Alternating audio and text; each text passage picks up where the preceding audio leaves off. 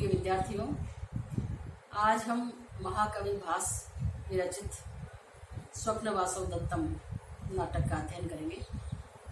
स्वप्नवासव दत्तम भास की बहुत ही सुंदर रचना है। इसका पूर्व भाग प्रतिज्ञा युगंधरायण के रूप में है, जिसमें राजा उदयन का मंत्री होता है युगंधरायण। वह प्रतिज्ञा करता है कि मैं शत्रु के बंदी गृह से अपने स्वामी राजा उदयन को छुड़ा कर लाऊंगा, और अंत तक वह उस नाटक में सफल हो जाता है, उसको बंदी गृह से छुड़ा कर लाने में। उसके आगे की कथा का फिर निरूपण होता है इस स्वप्नवासव दत्तम पुस्तक में। स्वप्नवासव दत्तम नाटक जो है, यह महाकवि भास का सर्वश्रेष्ठ नाटक है और इसमें 6 अंक हैं। बहुत ही सुंदर बन पड़ा है ये नाटक। और इसका मुख्य पात्रों में है उदयन, इसका नायक है जो राजा है, धीर ललित गुणों से युक्त है। नायिका है वासव दत्ता जो इसकी पत्नी है। सह नायिका होती है पद्मावती, इसका राजा का एक मित्र है वसंतक। तो इस तरह से ये नाटक हम प्रारंभ करते हैं। महाकवि भास की यूँ कई सारी रचनाएं हैं। कुछ रामायण के तथ्य पर आधारित हैं, तो कुछ महाभारत के विषय वस्तु के ऊपर आधारित है। इनमें हम देखते हैं कि 13 इनके रचनाएं हमें प्राप्त हैं, 13 नाटक हैं बल्कि, और 2 तो है इसमें रामायण से संबंधित, और 7 जो हैं वो आती है महाभारत से संबंधित, और 2 ऐतिहासिक हैं। ये जो अभी हमने चर्चा करी थी, प्रतिज्ञा युगंधरायण और स्वप्नवासव दत्तम। इसमें 6 अंक हैं और रोमांचक कथा से भरपूर है यह। और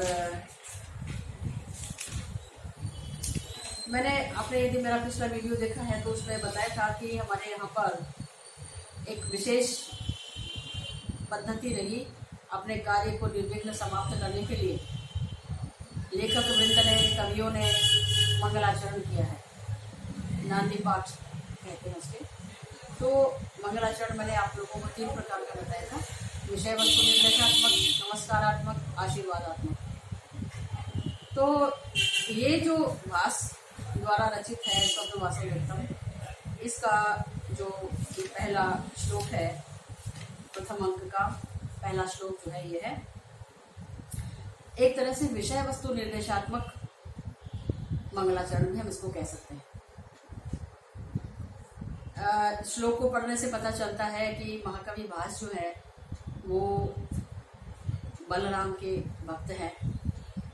कृष्ण बलराम आप लोग जानते हैं। तो प्रथम अंक का पहला श्लोक है, नांद्यन्ते ततः प्रविशति सूत्रधार है। नांदी पाठ के बाद में मंच के ऊपर सूत्रधार प्रवेश करता है। नाटक रूपी सूत्र को जो धारण करता है उसे सूत्रधार कहते हैं। तो कहता है, उदय नवेन्दु सवर्णा वासव दत्त बलौ बलस्य त्वाम पद्मावतीर्ण पूर्णौ वसंत कमरौ भुजौ पाताम। क्या तात्पर्य हुआ कि अब इसमें देखिए मुख्य पात्रों के नाम आ गए। विषय वस्तु निर्देशात्मक में कैसे, उदयन, वासव दत्ता, पद्मावती, वसंतक और बलराम के तो ये भक्त हैं। तो इस तरह से हमें इनमें मुख्य पात्रों के नाम दृष्टिगत हो जाते हैं, जबकि अर्थ इनका यहाँ पर कुछ और निकलता है। उदय नवेन्दु सवर्णौ, मुख्य बात इसमें है बलस्य बलौ, बलराम की, बलौ माने बलशालिनी, भुजौ दूसरी पंक्ति में, भुजौ माने दोनों भुजाएं, द्विवचन में दोनों भुजाएं, द्विवचन का प्रयोग हुआ। तो कैसी हैं भुजाएं बलराम की? उदय नवेन्दु सवर्णौ, उदित होते हुए नवीन चंद्रमा के समान वर्ण वाली। आप लोगों ने सुना है कृष्ण सांवले रंग के थे, बलराम गौर वर्ण के थे, तो उनकी भुजाएं भी गौर वर्ण की है। उस गौर वर्ण की उपमा किससे दी है? उदित होते हुए नवीन चंद्रमा के समान वर्ण वाली।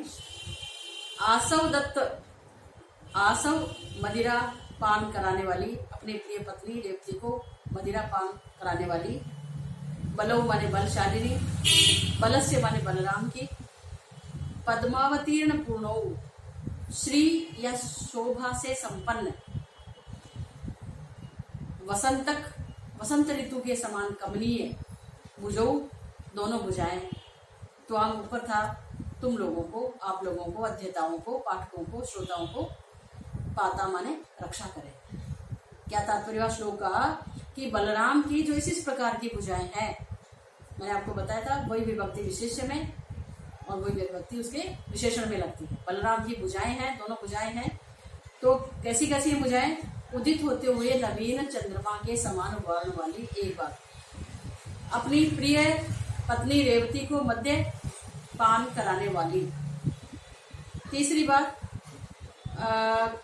पद्मावतीर्ण पूर्णो श्री या शोभा से संपन्न है। और वसंत ऋतु के समान कमनीय जो भुजाएं हैं वे आप सब लोगों की रक्षा करें। एवं आर्य मिश्रान विज्ञापयामी, सूत्रधार नांदी पाठ करने के बाद में फिर कहता है कि मैं आप लोगों को विज्ञापित करता हूँ। अर्थात क्या हुआ कि मंच बना हुआ है, सामने रंगशाला है, तो उधर बैठे हैं श्रोता लोग, इधर हैं मंच के ऊपर अभिनय करने वाले अभिनेता, अभिनेत्री इत्यादि। तो सूत्रधार जो पहले आया तो वो कुछ अनाउंसमेंट करना चाहता है, तो वो कहता है एवं आर्य मिश्रान विज्ञापयामी, मैं आप लोगों को विज्ञापित करता हूँ। इतने में उसको आवाज करती है कि अरे ये क्या हुआ? खलु मई विज्ञापन व्यग्रे शब्द श्रूयते, मुझे कहना शुरू करते ही ये कुछ आवाज ही कैसे सुनाई दे रही है। अंग पश्यामी, ठीक है मैं देखता हूँ कि किस बात की आवाज आ रही है। नेपथ्य में आवाज सुनाई देती है। मैंने आपको पिछले बार बताया था, नेपथ्य किसे कहते हैं? जो नाटक में पीछे वाला जो पर्दा होता है रंगमंच के, जिसमें कच्ची सामग्री तैयारी होती रहती है, संवाद इत्यादि की, वेशभूषा इत्यादि, उसको कहते हैं नेपथ्य।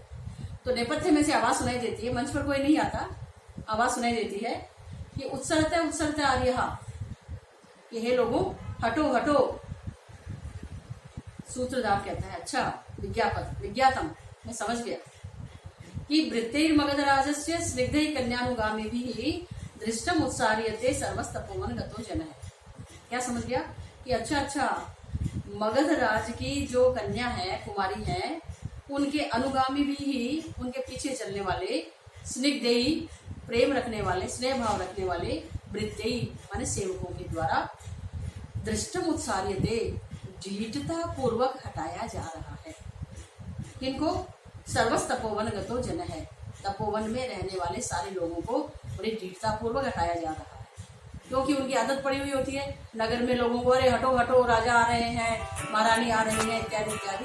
तो उसी तरह से वे तपोवन में भी उसी अभ्यास के वश, और राजकुमारी से प्रेम रखने वाले हैं, आदर रखने वाले हैं, तो सोचते हैं कि हमारी राजकुमारी को किसी प्रकार की पीड़ा न पहुंचे, तो वो लोगों को बड़े दृढ़ता पूर्वक हटा रहे हैं। मैं समझ गया, ऐसा कहता है। मंच पर दो सिपाही प्रवेश करते हैं और कहते हैं उत्सरते आर्यहा, हे आर्यों हटो हटो। तब परिव्राजक का वेश धारण किया हुआ, सन्यासी का वेश धारण किया हुआ योगेंद्रायण और अवंतिका उज्जैनी की स्त्री का वेश धारण की हुई वासवदत्ता मंच पर प्रवेश करते हैं। आपको पहले बताया वासवदत्ता है राजा की पत्नी, और ये योगेंद्रायण जो है ये इसके मंत्री हैं। यहाँ पर वेश बदल करके उस गांव में कि आग लग गई थी और उसमें जल गए थे, ऐसी सारी घटनाक्रम होने के बाद वहाँ से निकल आते हैं और यहाँ पर वेश बदल करके ये तपोवन में आते हैं। ये वहाँ का दृश्य है।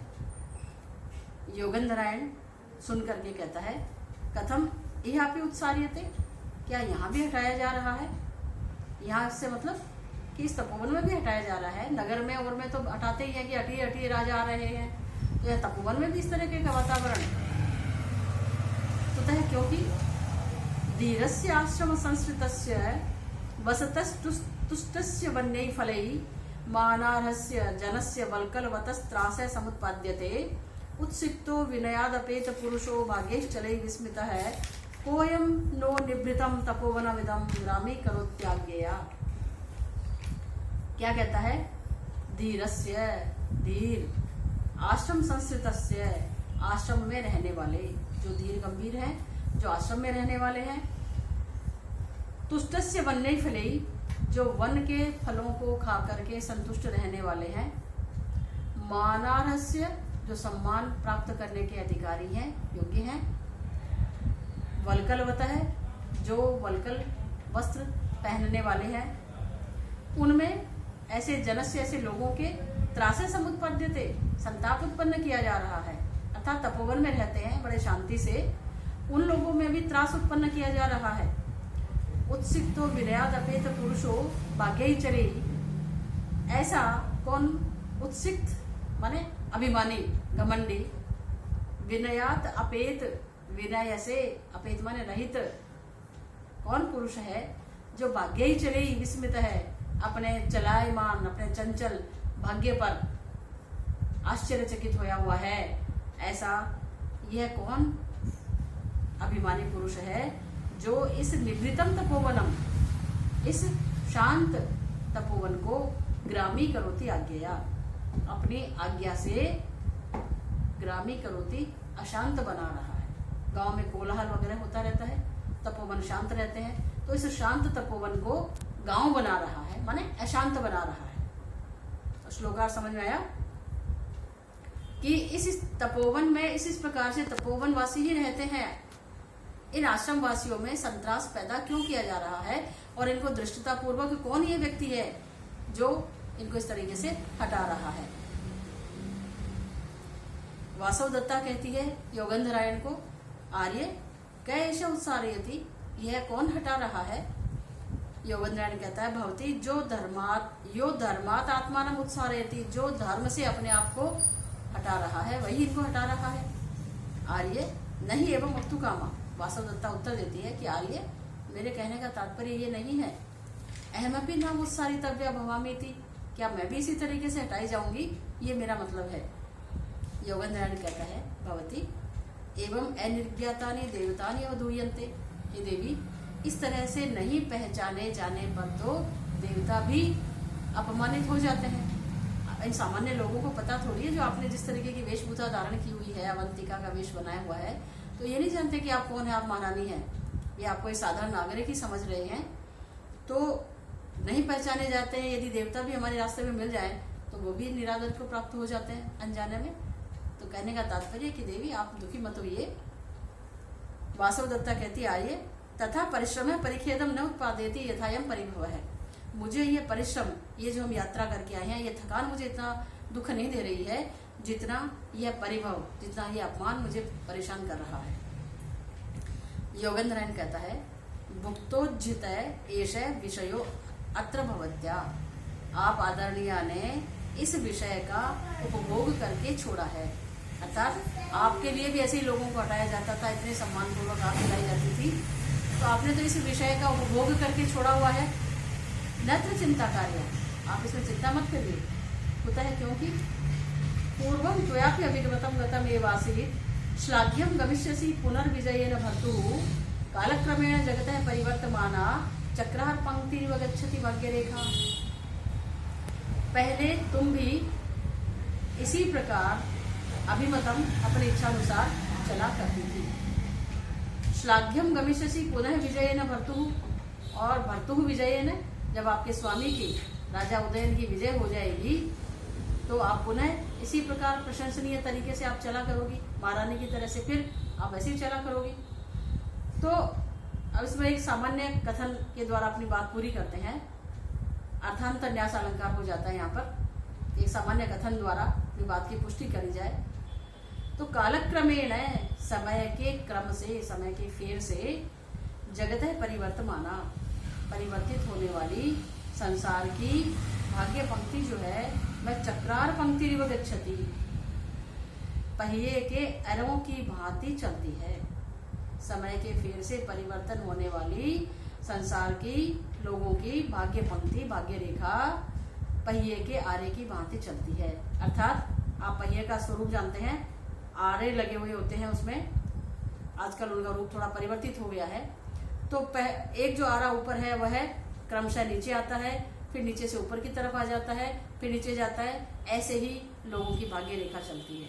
अर्थात सुख के बाद में दुख और दुख के बाद में सुख, तो इस प्रकार से आते ही रहते हैं। पहले आपने सुख का उपभोग किया हुआ है, आज आपके ऊपर किसी प्रकार की विपत्ति आ पड़ी है, आप दुखी हैं और हो सकता है कि कल वापस आपको सुख की प्राप्ति हो।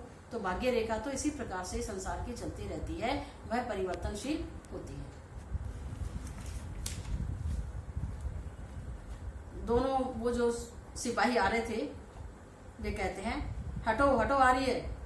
प्रवेश करके कंचुकी कहता है संवशक नखलु नखलु उत्सारणा कार्या। एक सेवक का नाम लेकर के, सिपाही का नाम लेकर कहता है कि अरे अरे तुम क्या कर रहे हो, इनको हटाओ मत। देखो परिहरतु भवान नृपाप वादम न परुषम आश्रम वासिसु प्रयोज्यम नगर परिभवान विमुक्त में दे वनम अभिगम्य मनस्विनो वसंती।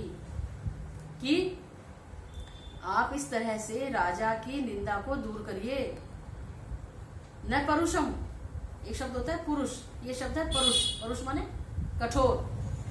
आश्रमवासिसु, इन आश्रम में रहने वाले तपस्वियों इत्यादि के ऊपर न प्रयोज्यम, इस तरह का कठोर व्यवहार तुम्हें इन आश्रम में रहने वाले लोगों के प्रति नहीं करना चाहिए। और इस तरह से तुम राजा के ऊपर जो एक निंदा लग रही है कि अरे ये क्या राजा हुआ जिसके सैनिक इस प्रकार से तपस्वियों को हटा रहे हैं, हटो हटो कह रहे हैं, सम्मान पूर्वक उनके प्रति प्रस्तुत नहीं हो रहे हैं, तो इससे राजा की निंदा होगी। तो तुम राजा की निंदा को हटाओ और इन आश्रम वासियों के ऊपर कठोर शब्दों का प्रयोग मत करो।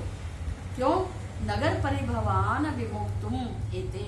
एते ये लोग नगर के परिभवों से, नगर के इन सब अपमान इत्यादि, भीड़ भड़के इत्यादि से विमुक्त रहने के लिए ही तो इन्होंने वनम अभिगम्य, वन को प्राप्त करके ये मनस्वी लोग वसंती माने रहते हैं। तपोवन में आकर इनके रहने का तात्पर्य क्या है कि यहाँ पर शांति से हम हमारा जो भी हमें कार्य करना है, चाहे जप है, तप है, अध्ययन है, यज्ञ है, इन सारे कार्यों को हम शांतिपूर्वक संपन्न करेंगे। तो इसलिए तो ये तपोवन में आए हैं। और आप लोग तपोवन में भी इनके पीछे पीछे आकर के कह रहे हटो हटो, तो आप ऐसा मत करो, ये कहता है कंचुकी।